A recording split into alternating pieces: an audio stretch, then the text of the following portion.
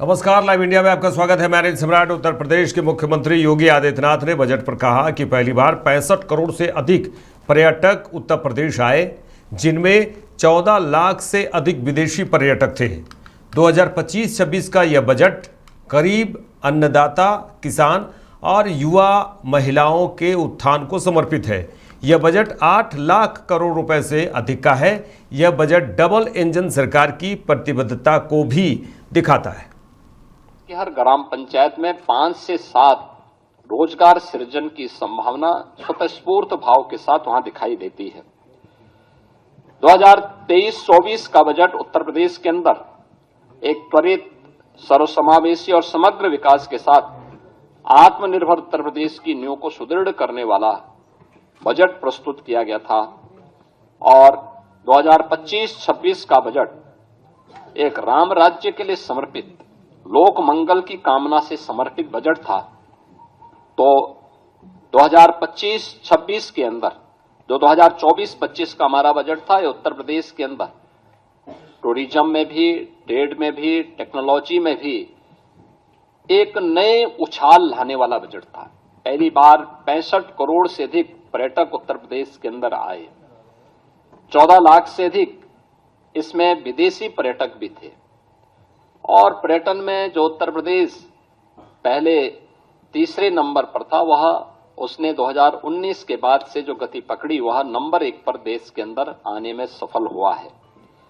और 2025-26 का जो बजट है, यह भारत की सनातन संस्कृति को समर्पित सर्वे भवन्तु सुखिनः की अवधारणा पर गरीब, अन्नदाता, किसान, युवा, महिला के उत्थान को समर्पित है। जिसमें प्रधानमंत्री मोदी जी का विजन, जिसमें वंचित को वरेता, यानी वंचित को वरेता उसका एक थीम है, उसका केंद्रीय भाव है, इसको समर्पित है। इस बजट का जो दायरा है, जो कि वित्त मंत्री जी ने अपने बजट भाषण में भी कहा कि 8,08,736 करोड़ रुपये से अधिक का यह बजट है, जो 2024-25 की तुलना में 9.8% अधिक है। इसमें एक तरफ जो बजट का आकार में बढ़ोतरी ये राज्य के सामर्थ्य को प्रदर्शित करता है, तो दूसरी ओर यह बजट डबल इंजन सरकार की प्रतिबद्धता को भी दिखाता है। इस बजट में हमने 2,25,561 करोड़ 49 लाख रुपए कैपिटल एक्सपेंडिचर के लिए इसमें प्रस्तावित किया है, जिसके माध्यम से इंफ्रास्ट्रक्चर पर धनराशि जो व्यय होगी, इससे अधिक रोजगार की सृजन इसके माध्यम से होंगे और यह अर्थव्यवस्था को सुदृढ़ करता है। आगे बढ़ेंगे। दिल्ली के मंत्री प्रवेश वर्मा ने कहा कि जिम्मेदारियां बहुत है, लेकिन हमें खुशी है कि हम प्रधानमंत्री नरेंद्र मोदी के नेतृत्व में काम करेंगे। उन्होंने कहा कि हम केंद्र सरकार की सभी योजनाएं जो आप सरकार में बंद थी, उन्होंने कहा कि हम केंद्र सरकार की सभी योजनाओं को दिल्ली में लाएंगे, लागू करेंगे। देखिए, बहुत सारी चुनौतियां तो हैं ही, क्योंकि हमने देखा कि पिछले कुछ सालों में दिल्ली में जो काम होने चाहिए थे वो नहीं हुए, मगर इसके साथ में खुशी भी है कि हमको प्रधानमंत्री जी का साथ मिलेगा। भारत सरकार के साथ मिलकर उनकी सारी योजनाओं को, विजन को दिल्ली में लेकर आना और सारी जनता के जितने भी हमने वायदे किए सबको पूरा करना, ये हमारे सामने चुनौती है और हम सारे वायदों को पूरा करेंगे। प्रवेश जी, आप जो है जायंट किलर के तौर पे माने जा रहे थे अरविंद केजरीवाल। राजद नेता मनोज कुमार झा ने कहा कि रेखा गुप्ता को बहुत बहुत शुभकामनाएं, जो दिल्ली की मुख्यमंत्री बनी है। प्रधानमंत्री नरेंद्र मोदी और उनके मंत्रिमंडल द्वारा किए गए सभी वायदे जमीनी स्तर पर पूरे किए जाएं, उन्होंने कहा। और उन्होंने ये भी कहा कि जो बेहतर चीज़ें थी वे जारी रहें और उनमें कोई रुकावट ना हो। देखिए, महिला सशक्तिकरण के लिए सिंबोलिज्म से आगे जाना पड़ता है, टोकनिज्म से आगे जाना पड़ता है। लेकिन बहरहाल आज का दिन उन टिप्पणियों का नहीं है। उनको बहुत बहुत शुभकामनाएं। पहली बार विधायिका बनी और उसी बार सीएम बनी है। जितने सारे कमिटमेंट किए थे प्रधानमंत्री जी से लेकर के उनके पूरे मंत्रिमंडल ने और यहाँ के कैंपेन में, वो जमीन पे उतरे। जो बेहतर चीजें हो रही थी वो जारी रहें, उनमें कोई रुकावट ना हो और वेंडेटा पॉलिटिक्स खत्म किया जाए। हालांकि सोशल मीडिया पे कई सारे इनके पुराने बयान चल रहे हैं। मुझे उम्मीद है कि जेएनयू या विश्वविद्यालयों या छात्रों के लिए जो उनकी सोच सोशल मीडिया पे हमने अब तक देखी है, वो सब न सिर्फ मीडिया से डिलीट हो, जहन से भी डिलीट हो, ऐसी मेरी कामना है। चलिए आगे बढ़ेंगे। केंद्रीय मंत्री शिवराज सिंह चौहान ने कहा है कि मैं दिल्ली की नवनिर्वाचित मुख्यमंत्री रेखा गुप्ता को बधाई देता हूं। वे एक श्रेष्ठतम कार्यकर्ता हैं जो दिल्ली की जनता की सभी अपेक्षाओं को निश्चित रूप से पूरा करेंगी। उन्होंने कहा कि रेखा गुप्ता प्रधानमंत्री नरेंद्र मोदी के मार्गदर्शन में विकसित दिल्ली बनाने में कोई कसर नहीं छोड़ेंगी। मेरी तरफ से उन्हें बहुत बहुत बधाई और शुभकामनाएं। दिल्ली की नवनिर्वाचित मुख्यमंत्री रेखा गुप्ता जी को मैं बहुत बहुत बधाइयां देता हूं। वो श्रेष्ठतम कार्यकर्ता जो दिल्ली की जनता की सारी अपेक्षाओं को निश्चित रूप से पूरा करेंगी। प्रधानमंत्री श्रीमान नरेंद्र मोदी जी के मार्गदर्शन में विकसित दिल्ली बनाने में वो कोई कसर नहीं छोड़ेंगी। मेरी उनको बहुत बहुत बधाई, शुभकामनाएं। उत्तराखंड के मुख्यमंत्री पुष्कर सिंह धामी ने यूसीसी पर कहा कि हमने लिव इन रिलेशनशिप को रजिस्टर करने का प्रावधान किया है। इसमें क्या गलत है? जब हम यूसीसी बना रहे थे तो हमने कांग्रेस समेत सभी राजनीतिक दलों को उनके विचार देने के लिए आमंत्रित किया था। यह संविधान के अनुरूप लाया गया कानून है। कांग्रेस पर हमला करते हुए उन्होंने कहा है कि कांग्रेस महिला सशक्तिकरण के खिलाफ है और उन्हें महिलाओं की सुरक्षा की कोई परवाह नहीं। हमारे पास भी जानकारी होगी क्योंकि पिछले सालों के जो बहुत सारे ऐसे प्रकरण आए हैं, इन प्रकरणों में अनेक बार साथ में रहते रहते संबंध शुरू में अच्छे होते हैं लेकिन बाद में संबंध खराब हो जाते हैं। हिंसा होती है, पुलिस केस होते हैं, कोर्ट कचहरी न्यायालय में मामले जाते हैं। अनावश्यक कई प्रकार के उत्पीड़नों का शिकार दोनों ही पक्षों को, कभी महिला और पुरुष दोनों का ही उत्पीड़न अलग अलग दिशा में होता है। और कई बार इसमें इतनी हिंसक घटनाएं होती हैं कि जिन माता पिता के बेटे या बेटियां ऐसे संबंधों में रहते हुए उनकी हत्याएं हो जाती हैं। उन माता पिता के पास पूरे जीवन भर रोने के सिवा कोई नहीं बचता है। दिल्ली का एक बहुत चर्चित केस 2022 का श्रद्धा बालकर और आफताब साथ में रहते रहते संबंध खराब हो गए और श्रद्धा के टुकड़े टुकड़े काटकर हैवानियत से आफताब ने उसको 300 लीटर के फ्रिज में टुकड़े बना के डाल दिए और एक एक टुकड़ा करके जंगल में फेंक के आता था। और जो उसका सोशल मीडिया का अकाउंट था, उस सोशल मीडिया के अकाउंट से उसके माता पिता से लगातार कम्युनिकेशन करता था, लगातार बात करता था। बहुत लंबे समय तक पता ही नहीं लगा कि उनकी बेटी अब इस संसार में नहीं है। तो इसलिए हमने प्रावधान किया है कि अब कोई भी इसमें, इसीलिए हमने रजिस्ट्रेशन का प्रावधान किया, इसीलिए हमने जानकारी का प्रावधान किया, उनके माता पिता को जानकारी हो, प्रशासन के पास जानकारी हो कि कोई भी आफताब जैसा हैवान अब किसी बिटिया श्रद्धा के साथ इस प्रकार का कुकृत्य न कर पाए, इस प्रकार का अपराध न कर पाए। तो इसमें क्या बुराई है? और जब बना रहे थे तो कांग्रेस पार्टी समेत राज्य के जितने भी राजनीतिक दल हैं, उन सारे राजनीतिक दलों को हमने आमंत्रित किया था कि आप आइए, आपको कोई विचार रखने हैं तो आप अपने विचार दीजिए, आप अपने सुझाव दीजिए। हम ये यूसीसी का ड्राफ्ट बना रहे हैं, हमारी कमेटी ने उनको आमंत्रित किया ये जो महिला सशक्तिकरण के लिए बनाया गया हमारा ये यूसीसी है, ये विधेयक है, इसमें उत्तराखंड की जनता ने मोहर लगाई है। ये बाबा साहब भीमराव अंबेडकर के जो उन्होंने संविधान बनाया है, उस संविधान के अनुरूप लाया गया कानून है, लाया गया विधेयक है। यानी कि कांग्रेस महिलाओं का भी विरोध करती है, महिला सशक्तिकरण से, महिलाओं की सुरक्षा से उनका कोई लेना देना नहीं है। वो महिलाओं पर अत्याचार को प्रोत्साहन देना चाहती है, इसलिए इस कानून का विरोध कर रही है। वो बाबा साहब के संविधान को नहीं मानती है, इसलिए जो इस जो संविधान में अनुच्छेद 44 में जिसका प्रावधान किया गया है उसका विरोध कर रहे हैं लोग।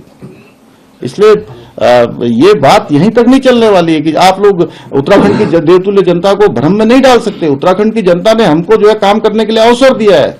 उत्तराखंड के इतिहास में पहली बार उन्होंने एक परिपाटी बदली है, एक मिथक तोड़ा है और लगातार किसी सरकार को दूसरी बार काम करने का अवसर प्रदान किया है।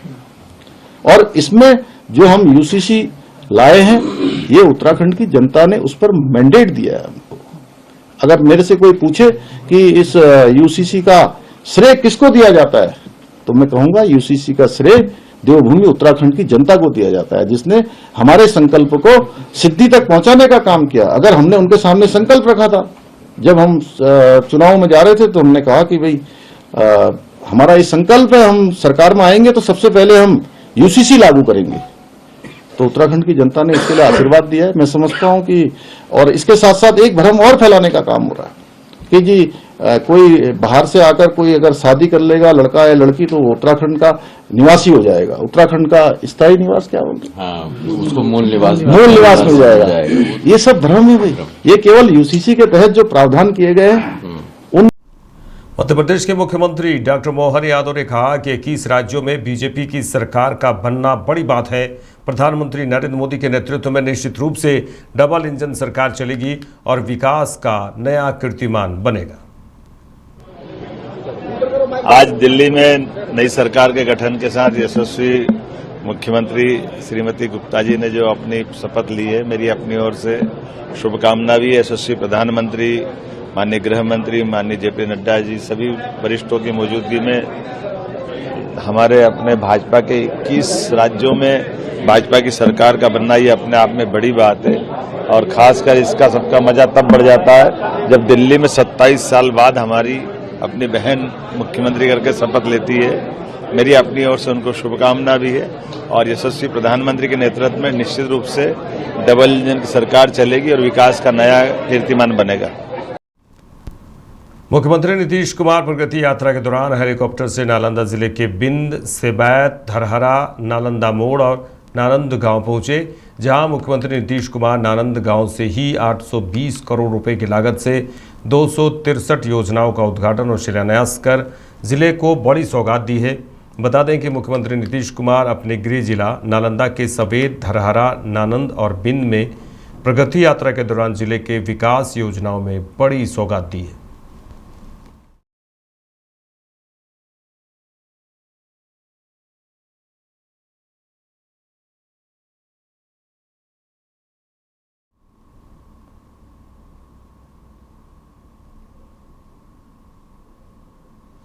गोपालगंज, आपको बता दें कि गोपालगंज पहुंचे बिहार सरकार के गन्ना उद्योग मंत्री सह प्रभारी मंत्री कृष्णानंद पासवान ने शहर के सर्किट हाउस में प्रेस वार्ता की। इस दौरान पत्रकारों को संबोधित करते हुए गन्ना उद्योग मंत्री कृष्णानंद पासवान ने पूर्व उप मुख्यमंत्री तेजस्वी यादव के लालू प्रसाद यादव को भारत रत्न से सम्मानित करने वाले बयान पर हमला बोलते हुए कहा कि तेजस्वी जी राजनीति में अभी बच्चे हैं, उनको याद करना चाहिए कि लालू प्रसाद यादव देश के सबसे बड़े घोटालेबाज हैं। उनके शासन काल में भैंस और गाय स्कूटी से ढोए जाते थे। लालू जी को भारत रत्न मिले। देखिए, हम समझते हैं कि तेजस्वी जी राजनीति में अभी बचकाना है, उनको याद करना चाहिए। लालू जी का जब नाम आता है तो लालू जी देश के सबसे बड़ा घोटालाबाज निकले, और ऐसा घोटाला जो शर्म भी शर्मा जाती है। जब घोटाला का याद हम करते हैं तो लगता है कि सांड और भैंसा और गाय आपका स्कूटी पर धोया, ऐसा भी आप सुने होंगे। और इतना बड़ा घोटालेबाज और उनके शासन में अपहरण उद्योग चलता था। मोटरसाइकिल छीना गया, किसी का अपहरण हो गया तो पता चलता था कि कहाँ अपहरण का आदमी मिलेगा, कहाँ मोटरसाइकिल मिलेगी, इसका सबको पता है। और वैसे व्यक्ति के लिए भारत रत्न का उपाधि का मांगना यह बचकाना बयान है, असमझदारी बयान है। तेजस्वी यादव को राजनीति के पाठशाला में पढ़ना चाहिए कि भारत रत्न की उपाधि किसको मिलना चाहिए, उसके लिए कौन व्यक्ति उपयुक्त है देश में जिसका योगदान होना चाहिए, देश के एकता अखंडता में उनकी कोई न कोई भूमिका होना चाहिए, सामाजिक होना चाहिए, समाज के लिए करता हो मरता हो। लालू यादव अपने परिवार की पार्टी बनाकर और परिवार की पार्टी बनाकर लालू यादव किसी पर भरोसा किए राजनीति में क्या?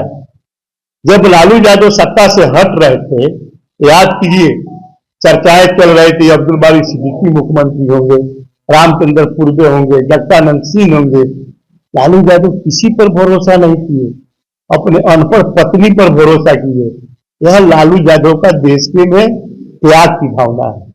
और लालू यादव परिवार में अपने दोनों बेटा को बढ़ाए, दोनों बेटी को बढ़ाए, साला को बढ़ाए और संबंधी को बढ़ाए। लालू यादव अपने परिवार में लोगों को बढ़ाया, राजनीति में लाया और राजनीति करने का सबक सिखाया, ऐसे सिखा रहे हैं। वैसे आदमी समाज के लिए सेवा किया, वैसे आदमी को भारत रत्न उपाधि मांगना चाहिए। यह शर्म है तेजस्वी यादव कहना। अब भारतीय जनता पार्टी, अरे वैसे घोटालाबाज, अब वैसे परिवारवाद, अब वैसे लुटेरे को कभी भारत रत्न उपाधि मांगेंगे? अरे भारतीय जनता पार्टी ऐसे लोगों को राजनीति से दूध की मक्खी की तरह निकालकर देश से बाहर कर देना चाहिए, माने राजनीति से बाहर करना चाहिए। यह हास्यास्पद बात है। उनके मोतिहारी शहर में लगातार लग रहे जाम और अतिक्रमण से आजीज होकर आखिरकार नगर निगम ने एक बार फिर एक बड़ी कार्रवाई करते हुए शहर के अतिक्रमित दुकानों पर बुलडोजर की कार्रवाई की है, बुलडोजर चलाई है। शहर में जगह जगह बने अवैध दुकानों के कारण एक और जहां जाम से नगरवासियों का चलना दुभर हो रहा था, वहीं फुटपाथ पर दर्जनों की संख्या में बने अवैध दुकानों पर नगर निगम ने बुलडोजर चलाया। प्रशासन की इस बड़ी कार्रवाई से एक और जहां आम लोगों ने राहत की सांस ली है, तो वहीं अतिक्रमणकारियों में हड़कंप मचा हुआ है। अतिक्रमण अभियान के द्वारा जो देखा जा रहा है सर, मेन रोड में हटाया गया अतिक्रमण, इसको क्या करना चाहिए सर? देखिए, यहाँ पे मंदिर के आसपास में अतिक्रमण किया गया था, जिसके कारण लोगों को पूजा करने के लिए आने जाने में कठिनाइयों का सामना करना पड़ रहा था जी। इसके लिए यहाँ पे अतिक्रमण हटाया गया है। कुछ लोगों का कहना है सर, सिर्फ रोड पर छोटे मोटे दुकानदारों को टारगेट किया जा रहा है नगर निगम के द्वारा। देखिए, यहाँ किसी को टारगेट नहीं किया जा रहा है, जहाँ पर अति हो जा रहा है वहाँ पे अतिक्रमण हटाया जा रहा है। इसके बाद सर क्या बगल की जो गली जा रही है सोनारपट्टी, वहाँ भी सर अधिकांश जाम दिखाया जाता है? आगे क्या है, बिल्कुल जहाँ जहाँ पे ज़्यादा अतिक्रमण है सब जगह अतिक्रमण हटाया जाएगा। क्या नाम हुआ सर आपका? एक मिनट। मेरा नाम प्रशांत है जी। ठीक। नगर निगम में क्या है सर आप? हम assistant public sanitary and waste management officer. Shaheed Santosh Kumar के पैतृक गांव अमोखर के ग्रामीण और क्षेत्र की स्थानीय जनता सड़क की ओर टकटकी लगाए बैठे थे कि कब उनके इस माटी के लाल के आखिरी दर्शन उन्हें होंगे। हजारों की संख्या में इकट्ठा हुए ग्रामीण नारों से लोगों के अंदर शहीद और उसके परिजन के प्रति सम्मान झलक रहा था। शहीद के गांव घर में आने जाने वाले लोगों का तांता लगा हुआ था, जिसमें आला अधिकारी पदाधिकारी के अलावा कई प्रतिनिधि भी शामिल हुए। शहीद के अंतिम दर्शन को आए भीड़ में उस समय हलचल मची जब शहीद संतोष कुमार के पार्थिव शरीर के साथ सेना के वाहन और अन्य वाहन गया रफीगंज सड़क से परैया बाजार की ओर बढ़े। इसके बाद बाजार से टिकारी सड़क में प्रवेश करते हुए स्कूली छात्रों ने पुष्प वर्षा की। आगे मिलिट्री पुलिस की गाड़ी, पीछे से आर्मी के ट्रक पर शहीद का पार्थिव शरीर था और वहीं एक बस में सेना के कुछ जवान थे। गांव के जर्जर सड़क पर आगे हजारों का काफिला नारों के साथ और पीछे से ट्रक पर शहीद का पार्थिव शरीर था। शहीद के घर पार्थिव शरीर लाया गया, जहां सेना के जवानों ने शहीद के पार्थिव शरीर को अपने कंधे पर ले लिया। संतोष कुमार अमर रहे के नारे के साथ पूरा काफिला घर पहुंचा। पिता, पत्नी, पुत्र के अलावा अन्य परिवार वालों ने पार्थिव शरीर के अंतिम दर्शन के बाद दोबारा पूरा काफिला जय घोष और आंसुओं से भरे नम आंखों के साथ शव को लेकर वापस सेना के वाहन पर पार्थिव शरीर को रखते हुए सर्वोदय नगर स्थित मोरहर घाट पहुंचे। घाट में सेना के अधिकारी के साथ विधान पार्षद कुमुद वर्मा, गुरुआ विधायक विनय कुमार यादव, पूर्व विधायक रामचंद्र प्रसाद, एसडीओ सुजीत कुमार, एसडीपीओ सुशांत कुमार चंचल, बीडीओ आईएएस ट्विंकल ने श्रद्धांजलि दी।